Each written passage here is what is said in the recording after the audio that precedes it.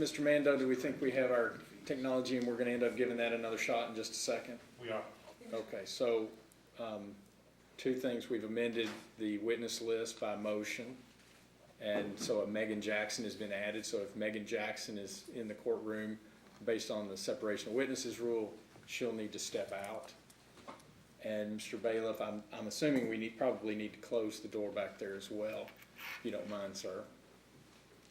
And then separately, there are, I think, concerns about folks texting or communicating essentially in real time information that's coming out of this proceeding. So based upon the discretion that the commission has, consider this an order of the commission that you're prohibited from texting or transmitting information out of these proceedings at real time as long as you're in this courtroom. So if you want to step out of the courtroom, that's another world. But for purposes of in this courtroom, we request and direct that nobody be texting information about testimony outside so that we don't jeopardize the integrity of these proceedings. Thank you. Thank you, Mr. Chairman. Thank you. Yes, sir. So we want to try this one more time now? Try one more time. This is the October 23, 2017 telephone call between Judge Gordon and her son, Dalton Gordon. Thank you. Please remain on the line. Hold for acceptance.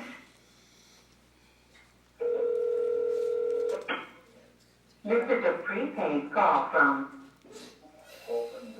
Your call has been accepted. Hello? Hi. Got me call, please? How's that go? It's basically like, I'm going to advocate your best interest. There's also people who think you need to hold your heels and spend more time in jail. I guess he's referring to FOS, maybe you. And then he was like, they're going to have reasonable cause, but if I was the one who committed a felony, and then that's going to mean it's going to go to circuit court, but it doesn't mean we still can't try to get you released on Friday. And that's about it. Okay. Did you mention Casey's Mafia? No, he didn't say anything about it. I mentioned it to him, but he didn't really say much about it. Okay. Playing Charles is tired of me. Tired of you?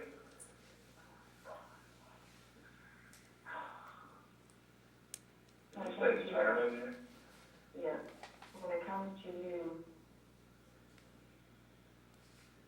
I am Bullish? maybe. Probably yes. Because I love you. He's gonna what? It's because I love you. Well, duh. You could set Mother Teresa up for the money.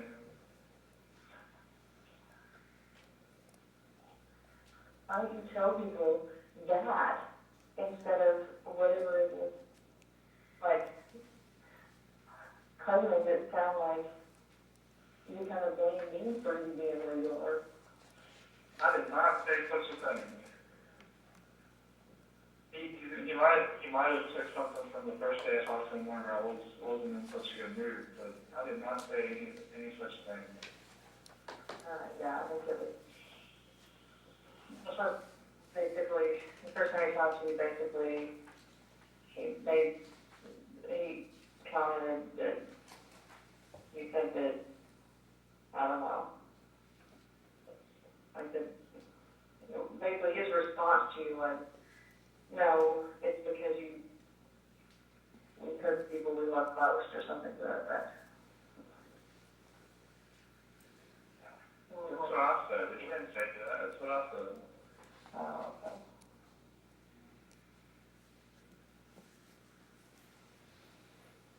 So, anything interesting happening in life?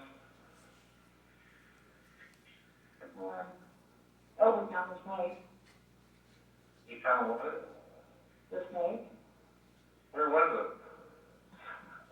I don't know where it was, but I was doing dishes night before last, and I looked over, and snake's just sitting there in the doorway between the kitchen and the dining room, just sitting there looking at me. Awesome. Let's see how long it goes before it gets loose again. Yeah.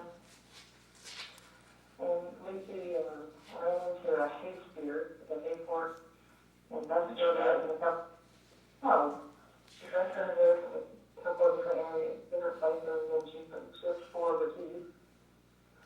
She busted for her teeth. She searched for the keys, and that's her with in two different places. Oh, dang. Good thing they're baby teeth. Yeah. Jack went from crying about the hippo, Fiona, to then crying about the dog Abby that died in the hospital. And then I tried to make him feel better, because he said he wanted to see pictures of her, so then I tried looking for pictures of her. And I couldn't find pictures of her, but he saw pictures of Maggie and Kylie, two other dogs. And then I was finding out all real. Oh my gosh, you're horrible. Yep. I'm thinking it's a parenting thing, let me tell you. What about this dog? Are they kind of about this dog? Yes, but they don't have any idea what's going on. They think you're still at Bolis. And they think it's just, it's just like a house or a dorm or an apartment. They don't. I'm going to tell family. No. Although that's one reason I got so just infuriated with the newspaper article, because it's little things are just been oblivious to everything. And if somebody says something to them now, if it's, at school or wherever, I don't want them knowing about this. I'm ready to read this newspaper article. It's bad. I have a picture. Yeah, the ticket for the what? In my shot. Great. Yeah. They pretty much went through everything that was in the police report. Did they go to the past, or did they just talk about that? They talked about the June incident. It's very briefly, nothing specific, just,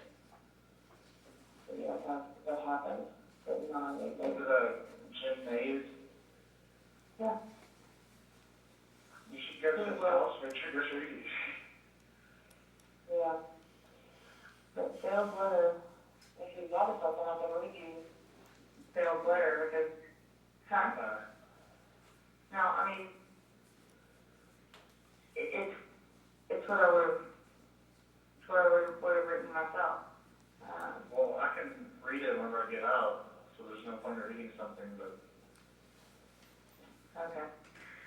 So anyway, everybody has been very, like back in June, there was, gossip and people just being stupid. But this time around, when they put that in the paper, like everybody is just extremely mad at the paper for putting it in there. why? Because it said that you were adopted, for one. Like the headline was, family court judges adopted son charged with robbery. That's the headline. Oh, yeah. Yeah. And then it gave our address, which was fantastic. What? They gave you our address? Yep. Isn't that illegal? No, it's just It's extremely. a public official's address. Yep. Now we're gonna have to move. That's one reason I'd like to do the cases on thing, because it's confidential. It seals everything, and everybody gets out of your business. I mean, there's no taking back a newspaper article, though. No. Now all the crazies are gonna come out and try to kill us. Yeah, thanks for that. It's not my fault, it's Jim Mays. I did the deed, he told me wrote the article, though. I don't know. I don't know if he gets his ass chewed.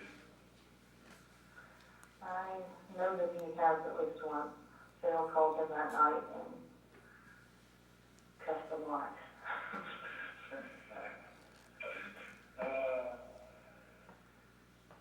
Makes me feel a little better. Mm-hmm. Is my dog still alive? Yes, he's in serious trouble though, because he took off yesterday and grabbed another chicken, and I ran out there. I probably have like permanent damage to my lungs for running like that, and ran across there, like sprinted across there after him. It was screaming at the top of my lungs, and got the chicken, and got him back in the kennel. What about my other dog? I mean, possible girlfriend. Well, you have some work to do there if you're gonna try to make that work. What did she say other than the fact that I hanged up on it? She just said she didn't know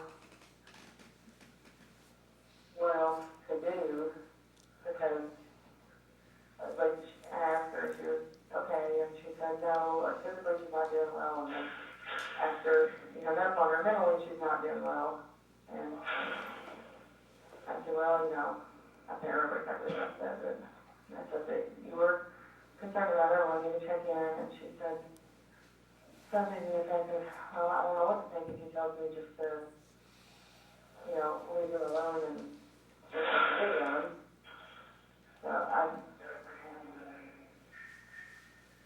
forget that not everybody understands what you do when I say stuff like that.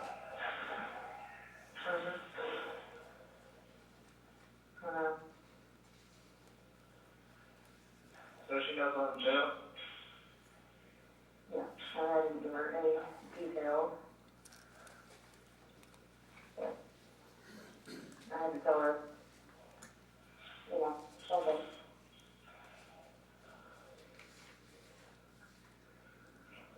She didn't really tell her all that many details then. No. I told her kind of the bare minimum and the best way I could come up with, because it's not easy for she can look it up. So I didn't want I couldn't already be truthful about what I was telling her. Alright, next topic, what do we need to talk about now?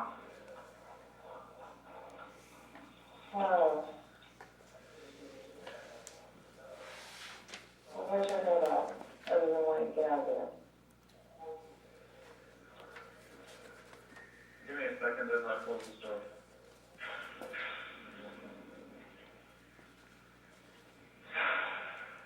Alright, what did you say again?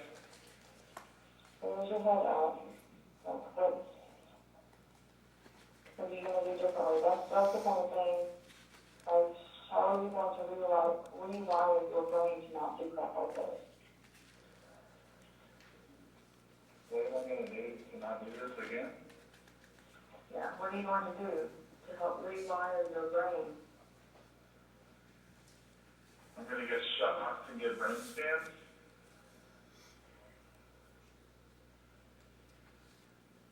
Yeah, it's worth a shot. I'm sure it is. Are you sure the body keeps the score? I'd love to, if you ever give me a few minutes to breathe. Not breathing aloud, just reading.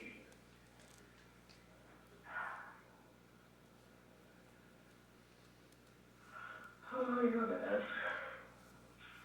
You want me to make you jealous?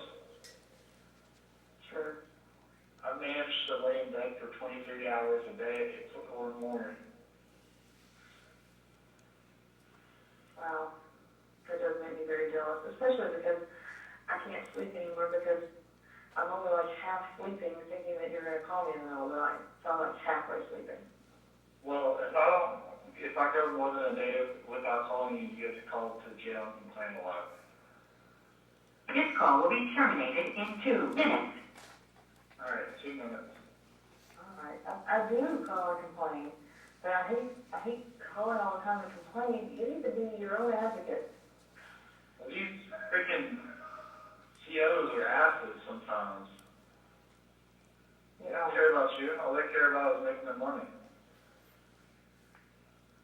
starting him from, just ask, like, starting him from was very helpful, and that was last time I had too. And I just put $25 on your account, your phone account, so that's 7 15-minute calls.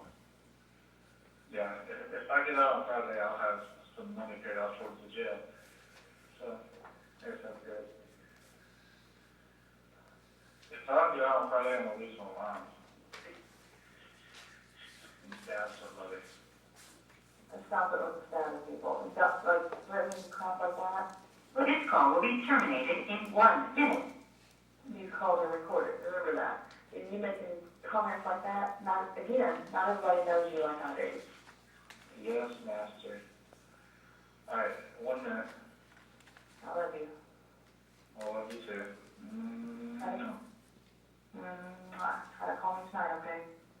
I'll try, I'll probably fail. Try hard. Try and probably fail hard. I love you.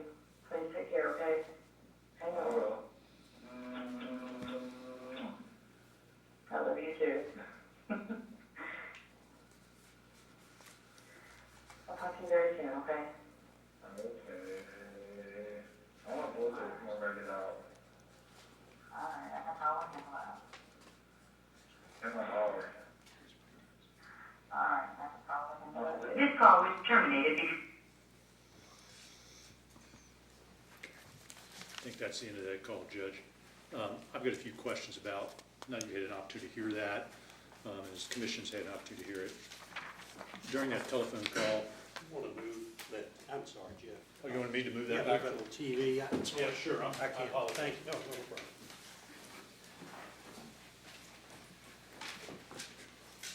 Is that better, Ken? Yeah, great, thank you.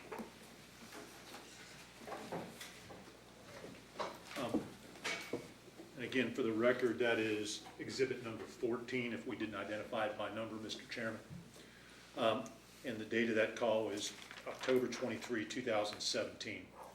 During that call, you told Dalton that, quote, "Clay is probably tired of me." If you weren't involved in hiring Clay, and if you weren't involved in paying Clay, why would you tell Dalton, Clay is probably tired of me? Well, I think part of the answer is to provide a little bit more context. Dalton, whenever he was incarcerated, he was in administrative segregation, which is like solitary confinement. So he can't ask to use the phone. Like, normally when someone is incarcerated, they're in a general population and they have access to a phone to call their attorneys or family, and they have TV and all that. He was in solitary confinement because of me, because the jailer was worried and afraid that if he was in the general population, that he could be targeted because of my position. So that's one of the reasons, is that I was having to relay messages, and like I said, when he's talking about not being able to call me, that's because he would go days and days and days without having access to a telephone. So my only way of knowing kind of what was going on was to speak for me, or for Sale to speak with Clay Wilkie. So that may be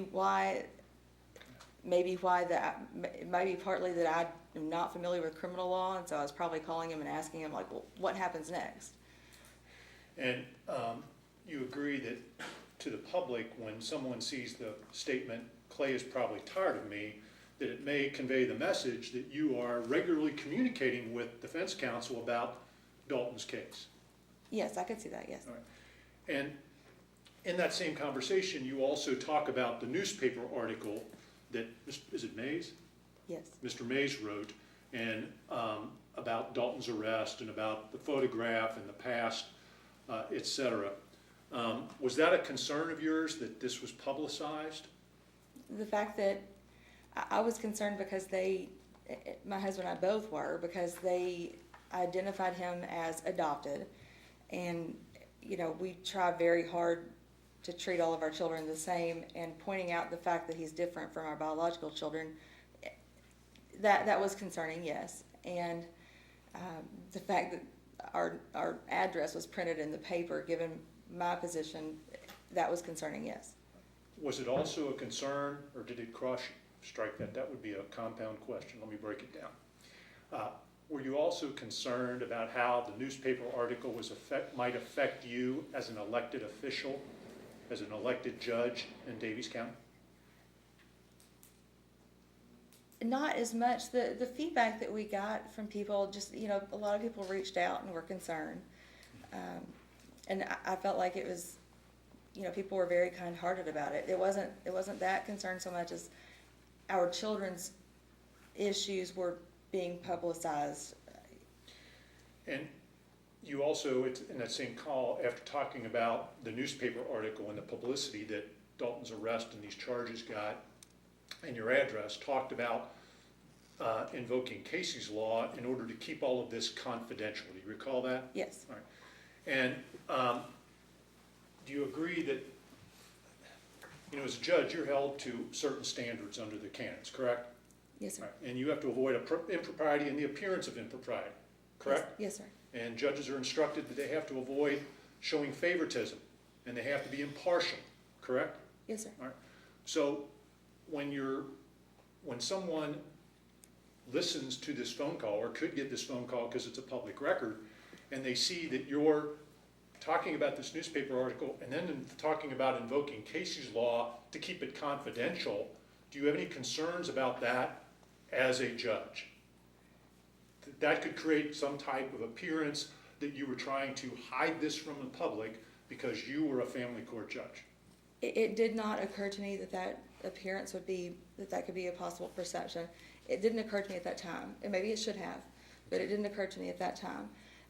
I will say that that's the purpose of Casey's Law, is when someone's actions are motivated by substance abuse, or motivated by addiction, or mental illness, and it leads those individuals to commit crimes. That's the reason Casey's Law was created, is to address the root problem, to avoid the criminal actions. And I understand that Dalton has rights that are independent of yours.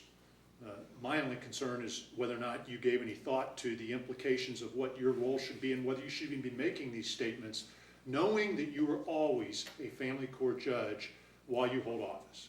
And let's move forward. And what I want to do, Exhibit 15 is a phone conversation from the next day, okay? And I'm not going to play the whole thing just to try and move this along a little bit, Judge. I'm going to show, you have the calls, the binder with the calls? Yes. Give that to her. Ken, I want to show you this. I'll try and get additional copies, but I'm going to try and use this transcripts from some of these calls as opposed to playing 11-minute calls each step of the way. Mr. Mando, it's 10 o'clock. Would it assist if we take a quick break? Sure. And then you guys get Yeah, synced up? absolutely. Take maybe 10 minutes and we'll All right. let everybody get stuff squared away. Thank you, Mr. Chairman. Thank you. Let's take a break, 10 minutes.